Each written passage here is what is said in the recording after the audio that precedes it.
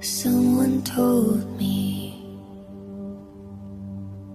right clear and true about what hurts. I write my story with more than words, for the voice that can't be heard. Carve my heart into this dirt. Someone told me there's paradise upon this earth, a patient waiting for us to turn, for the fire inside that burns, and the Ang Diyos na may likha ng langit at lupa at ng bawat isa sa atin ay may panukala. Ang lahat ng tao ay maging maligaya.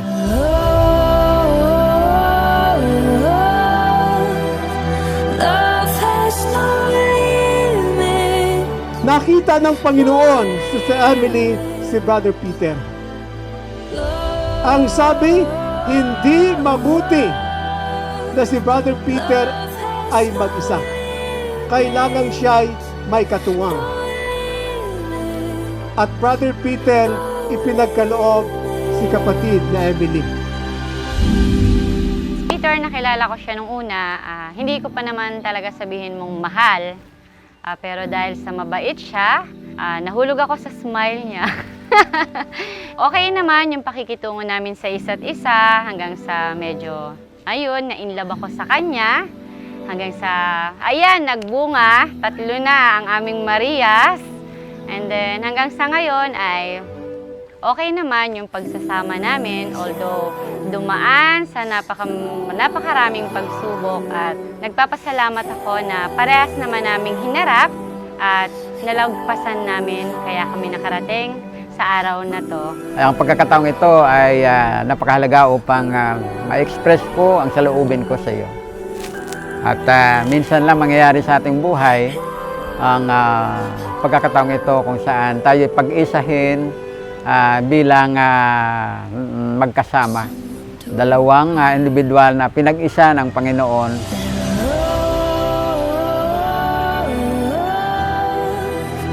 Love has no limit. Hiniling ko noon kay God na bigyan niya ako ng isang lalaki na makakasama ko pang habang buhay, na bigyan niya ako ng sign sa pamamagitan ng pagiging isang responsable.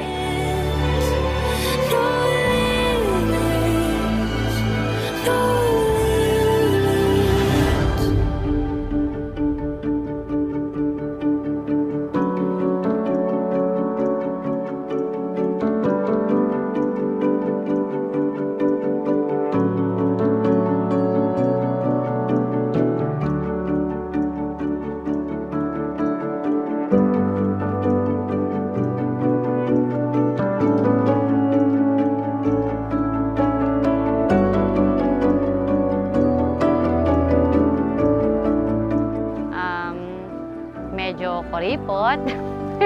And then, pagdating talaga sa mathematics, hindi mo talaga siya mapag-iiwanan. And then, isang responsableng ama sa 3 naming anak.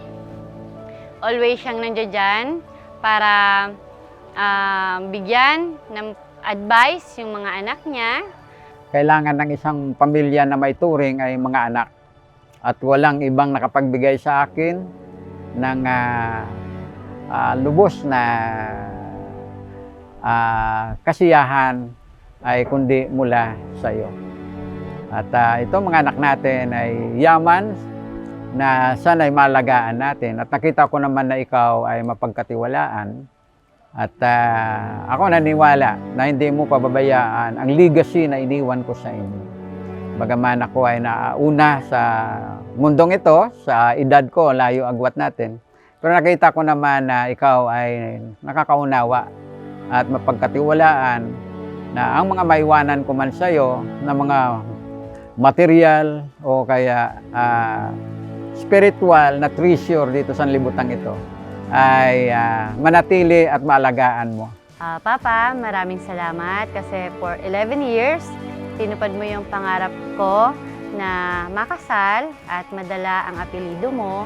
At alam ko, ginawa mo to hindi lang para sa akin, kundi para sa 3 nating anak.